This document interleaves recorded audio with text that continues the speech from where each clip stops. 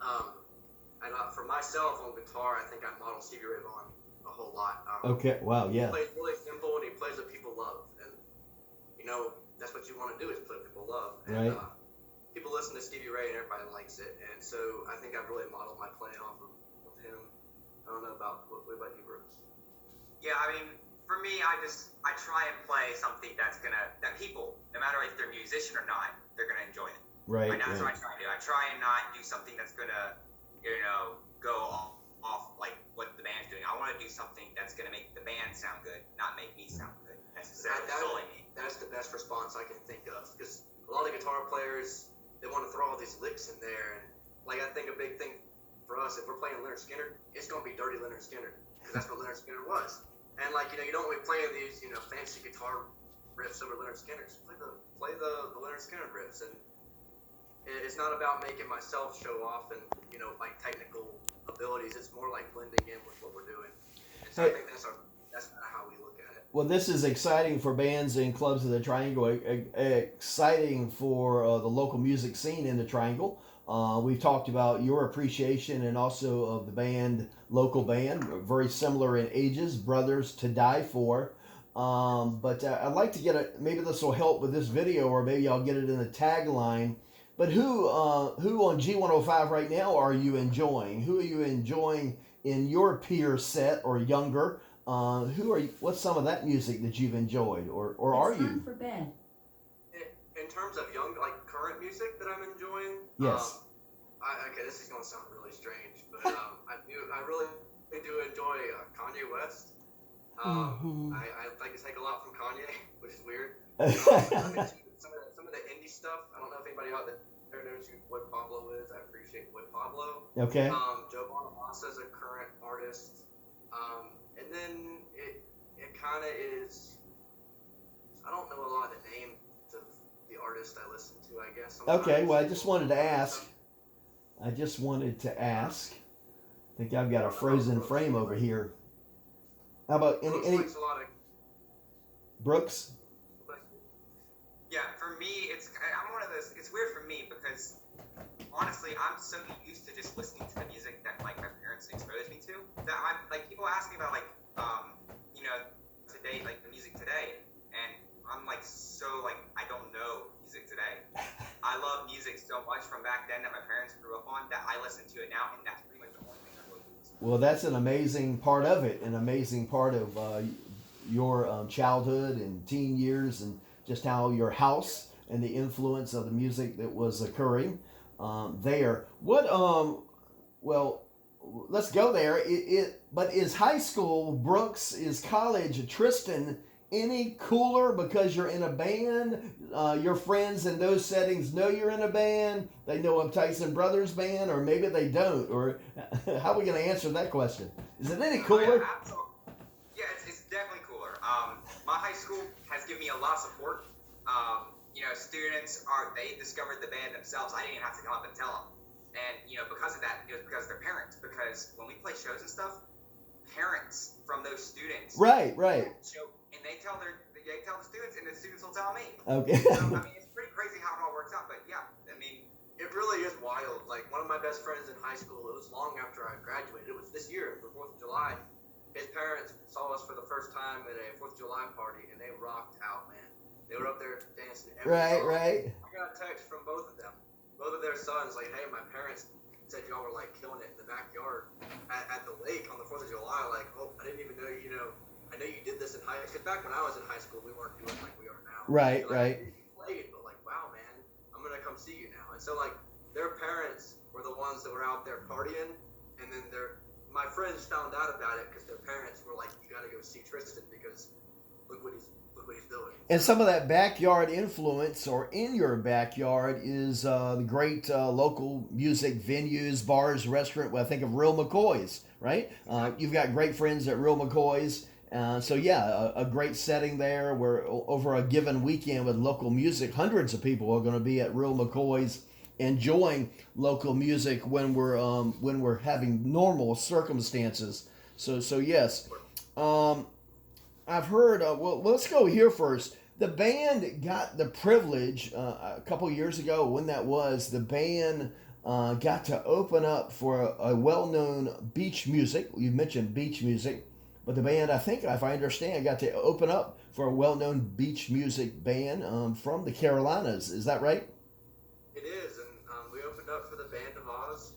So I'll go into a little bit of detail just because it is kind of a fun story. But All right.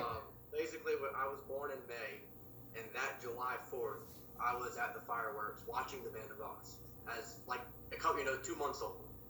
And This is a memory. This is a memory. My parents said you were there. And I was like a couple months old, and didn't miss a year. I've seen them, and I've loved them growing up. I mean, they were like my heroes because the big thing about them is they're ultimate professionals. Right. Professionals.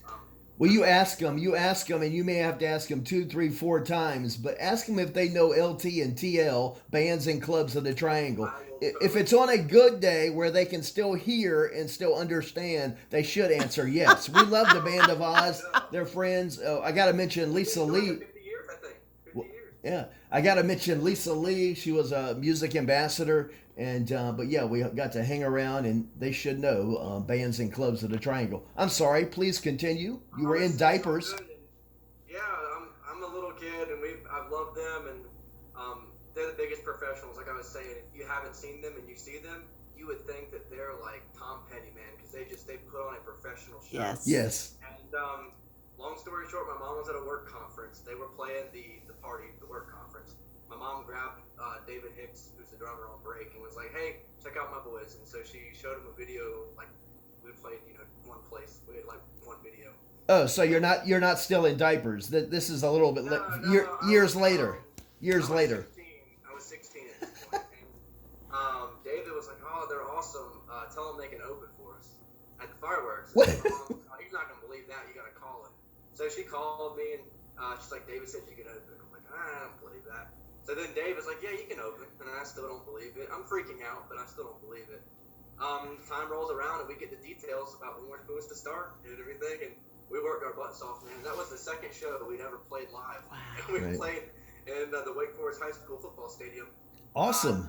Wow. Opening for the Band of Oz, and I just gotta give shout out to them, man, because they were our first fans. If we're being besides our parents. And did you know? I actually heard part of the story. Y'all got to open for a Band of Oz, but you bumped the Embers. The Embers were going to perform first, and they were the opening group. But Tyson Brothers band bumped the Embers. That with Craig Woolard. Let's say that Craig Woolard, our friend, also the. We'll put it that way for sure. But all right, and then that developed into, or the short. We'll take the short version, but you've shared, and it's very interesting. That developed into the relationship growing and about the debut album, right? For sure. So this is years after that. I went off to college, and a lot of emotions moving off to school, and I wrote like a bunch of songs within like a month and a half. I went home to Brooks, and I was like, "Hey, listen to these songs," and he liked it, and we started working on it. I wrote all the parts. Brooks helped a little bit. We worked it out and played it together, and we were looking for places to record, and Oz Studios, which is the Band of Oz personal studio. It's run by Keith Houston, their bass player. Okay. Down in Dunn. And we gave Keith a call. We went and toured. Keith liked what we were doing. And long story short, we ended up recording our album in Dunn with the Band of Oz. They didn't play on it, but it was their studio. Brooks and I played every instrument. We had some horns done. I can't play the horns, so we had professionals play those, but I wrote all the parts, and then me and Brooks sang every vocal. I produced it, and then Keith Houston helped with me kind of learn how to use the equipment because I had no idea. I mean, I'm 18 years old in college full time trying to do this while playing gigs on the weekend. So we'd play a gig on Saturday. We'd be at Oz Studios on Sunday. We'd get there at like 7 in the morning and stay until midnight. Oh my gosh, it was awesome. Right. So that's Foolish Hearts, right? That's the name of your debut. That's our debut album. I'll call it more of an experiment, not to downplay it by any means, because it's great. Right. Right. I was 18. Brooks is 15 at that time, so we're still kids, and I feel like we're still trying to kind of find our voice, and we're working on our second album actually right now. Doesn't have a name yet, but right. I feel like with this one we've kind of found the voice of the Tyson Brothers. Now you told me the other day that in a notebook or 5 notebooks or whatever, there's probably maybe the both of you, or there could be 400 songs. You've been writing a while. Yeah, You both have been writing for years. Is that right? it is. Just for both of us, this is the greatest invention, man. The cell phone. And I have an iPhone. I have the Notes app, and there's probably 400 notes in there, and each one of them's a song. And there's 9 on that album, so like I said, I think I heard a great quote once was if you look at a hit and you want to see what made the hit, look at the 80 songs that are sitting in the trash can. Because, right. It's like you write and write and write, and then finally it's like, boom, there you go, there's your song. And then you write 80 more, and then you get one more. And so you get 9 songs, you really write about 200. Right. Well, y'all have got some good stories to tell already. In high school, I'm sorry, but 360. But in high school, I worked for a local radio station. In fact, an oldies station, just like your experience. I was 14, 15 years old, working, running the board, doing a little bit of DJing for an AM station in Richmond, Virginia, WGOE, Go 16. Okay. And so my high school was, people might occasionally hear me, but I was their mascot, Gomer the Gopher. Now imagine this, it had a big squirrel, I had a big head, pretty much you see a King's Dominion or, but yes, that was my walk of fame in high school. So much better job, Tyson Brothers Band. So I always wanted to be a mascot in high school, man. So you got that one on me. all right. Hey, help us. We're with Tristan and Brooks, the other members of the band. Please, who are they? Yeah, so Mason Brinson, our bass player, he's been with us almost since the beginning, like when we started doing community service and stuff like that. When we got our first paid gig, he was there with us. Our other guitar player, Robert Horn, he was a mentor for Tristan. He taught at Raleigh Music Academy, which is where me and Tristan first started playing music. He was taught Tristan how to play guitar. So, like for Tristan, he's a big inspiration for him. And, right. We all play together. And exactly. Go on like that. Because I was gonna be like Brooks said, Mason has been there since we were playing for community service and playing for cheeseburgers. And I mean, right. He never complained back then, and he ain't complaining now. He's been the most loyal member. And just to speak on Robert Horn, I can say 100% the band would not be where a year ago. If you go back a year ago, we didn't have lights. We didn't know what we were doing. We pretty much plugged in and prayed. Like, is it gonna work? Right. And Robert joined the band, and it was honestly surreal because now Robert's the older guy, right? The older guy, meaning our age, or he's probably 35 or 40 or whatever he is. Yeah, I think Robert's turning 28. Yes. Okay. Let's do Robert justice. Exactly. He is. I can't tell his story for him because I don't even know all of it. But some of y'all out there might know the band Sidewinder from the '80s, a big local band. They made it nationally, kinda. Right. And they split into 2 groups. Robert went with one of the groups when they split, and he toured the U.S., Canada, Alaska. Oh wow. Mexico. He's been everywhere, and he tells us all these stories. He played a bar one night with Brian Johnson from AC/DC, who sang vocals for their band at one point.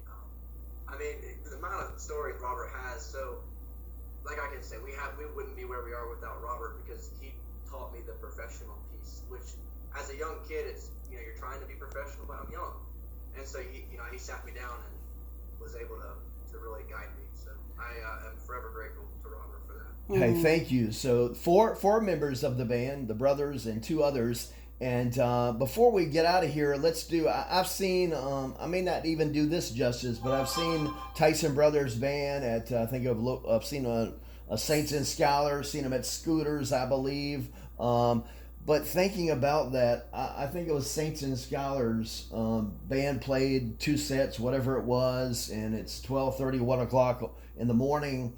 Last set, last call, and. I was quite amazed, and as the last song played, it really was. They were girls, they were women, but they were coming to the stage, and it was a movement towards the CD, or they wanted to talk to Tristan, and Tristan had two buttons open on his shirt. But these are groupies. Let's face it. I think you've helped me already, Tristan. But groupies. Tyson Brothers Band has a few groupies. I don't know if it's a club yet, but is that right? For sure. She actually wanted to ask me if I was Hawaiian because she saw my beads. So there, all right. So She was Hawaiian. there's at least one. There's at least one. But yes. We've got a long list, man, and we have those kind of groupies, and we have our groupies that are following us to all of our shows, and just from both me and Brooks, we have so many loyal followers. It's honestly crazy to think about it. We're blessed, and even when we played back at Tar Banks, and we were playing there like once every 3 months, and that was all we did. Was Right. Once every 3 months, like Tar Banks. The people that came, that saw us the first time, they packed it out the next time, and they brought 3 or 4 people with them. And those 3 or 4 people brought 3 or 4 people the next time. Right. And it got to be where you couldn't fit any more people in there. And it really is surreal to think about, because, we're just a couple kids, and we were doing it just to have fun at that point. And even today, we're doing more of a production kind of thing, and we're trying to take it to a whole other place. But Right. you still have these people that come to every show, and when I was thinking about I wish I could answer and list off everybody, but Right. I don't think you could write it all out. Right. Right. It's honestly crazy, and so I think we're both very, very thankful for that. Well, What was our venues that support us? We've had a lot of great support from our venues. certainly. And on Bands and Clubs of the Triangle, on Love Local Music with Us Facebook presence, and our website, lovelocalmusicwith.us. My 10 years of doing this. Hey guys, 10-year anniversary 2021. We are always trying to promote local music, but we're really promoting that local music experience. And some bands, some musicians do the experience better than others. Just the common sense, the truth of it. But you out there, hopefully watching this, hopefully you'll like it on the like button, and you'll hit share so this interview can be on your wall, both part 1 and part 2 with Tyson Brothers. And but yes, I congratulate you on your hard work, your perfection, just in terms of what you're doing and what you're building. But it is a music experience, as it should be. But it is just that, as I've dubbed, the youngest, hottest, must-see band in the Triangle. There's a lot of bands in the Triangle that we all need to see, but you're certainly up there. And I have the privilege to venues, to other local music followers, to always talk about, hey, who are you hearing? Who's great out there? Who's up and coming? And so privileged to talk about, as I do, Tyson Brothers Band right up there. And I thank you. I thank you for your passion for music. It's such decades to have a passion about, starting in the 60s, 70s, 80s, tickling some 90s. But I want to thank you both for being here on part 2, part 1 of this Zoom call interview, our first interview of 2021. And we are so inspired, for looking for great things to happen with Tyson Brothers Band, but greater things and sunshine, and so much better than 2020. We're looking forward, and we're expecting great things this year in the local music scene. Again, thank you. I think actually right now you're getting some R&R, or you're away with the family in the western part of the state, beautiful part of western North Carolina. So thank you for taking the opportunity to join us for this and setting it up with us. And it did take some planning. Thank you to Michelle on that end for some camera work, and Dad. And thank you to TL Tracy on this end for helping with the camera. But guys, thank you. Thanks for being here. Yes, I'd just like to say thank you to both you and Tracy. We're really grateful for all that y'all are doing, not only for us, but for the live music scene, because people need to push live music, and it can't go away. So we need people like y'all that are passionate about it, and we're forever grateful for all y'all are doing for us and for just the live music scene in general. So thank y'all. It really is an amazing thing. So Thank you for those kind words. I've enjoyed working with y'all and the band and so forth. But again, thank you We think what we do is important. Local music in the Triangle is awesome. I think it's one of the best in the country. I need to visit more places, but but we've got a long way we're describing right now as we start the brand new 2021. Our local music scene has certainly had a sprinkle, but better things to come. But we appreciate it. But hey, thank you. We'll go ahead and get out of here, but y'all stay safe, travel safe, and we'll talk to y'all soon. Hey, like it, share it. We appreciate it. Thanks for watching, everybody. Thank you. I'm LT. TL standing by on the Bye, camera. We'll talk guys. to you later. Later. Bye. Later. Thank Bye. you. Thank you.